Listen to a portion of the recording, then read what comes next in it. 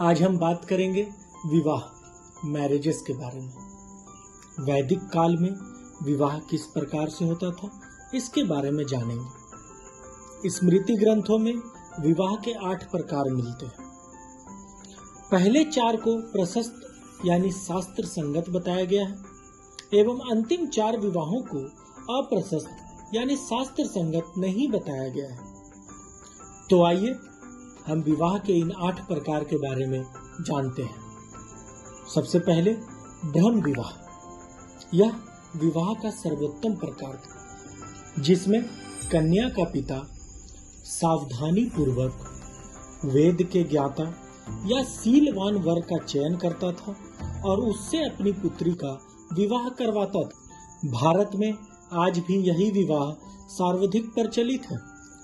दूसरे नंबर पर दैव विवाह। इस विवाह में कन्या का पिता यज्ञ का आयोजन करवाता था और आसपास के सभी पुरोहितों को आमंत्रित करता था। जो पुरोहित यज्ञ का अनुष्ठान विधि पूर्वक करा लेता था, उसी के साथ कन्या का विवाह करा दिया जाता था।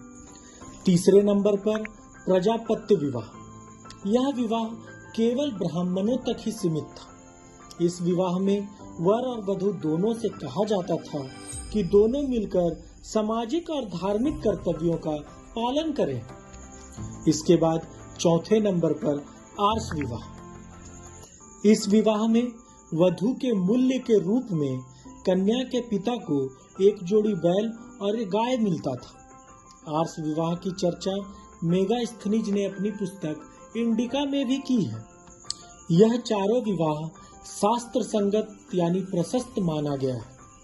इसके बाद आता है 5वें नंबर पे गंधर्व विवाह, जिसे हम आज के समय का प्रेम विवाह भी कह सकते हैं। इस विवाह में स्त्री पुरुष दोनों की इच्छा से गुप्त रूप से विवाह कराया जाता था। इस विवाह को ब्राह्मणों द्वारा मान्यता प्राप्त नहीं था, लेकिन योद्धा वर्ग और निम्न जातियां इससे प्रकार से शादी करती थी। महाभारत में भी इस विवाह को सर्वोत्तम माना गया था। इसके बाद 6ठे नंबर पे आता है आसुर विवाह। इसमें कन्या का पिता धन लेकर कन्या का विवाह करवाता था। इसे हम एक प्रकार से कन्या की बिक्री भी कह सकते हैं।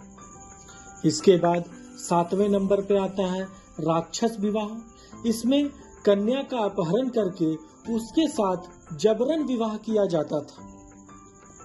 महाभारत में इस विवाह को छात्र धर्म कहा गया है। और सबसे अंतिम 8वें नंबर पे पैशाच विवाह। इसे वस्तुतः हम विवाह की श्रेणी में नहीं रख सकते, क्योंकि इसमें कन्या की बेहोशी अवस्था में या निद्रा अवस्था में छल बल के प्रयोग करके उसके साथ संबंध बनाया जाता था। इसी को पैशाच विवाह कहा गया है। तो ऋग्वेद काल में इस प्रकार से विवाह होते थे। अगर आपको यह जानकारी रोचक लगी हो तो इस वीडियो में लाइक करें, कमेंट करें और अपने साथियों के साथ शेयर करें। और हमारे YouTube channel the history tales को सब्सक्राइब करना ना भूलें। धन्यवाद।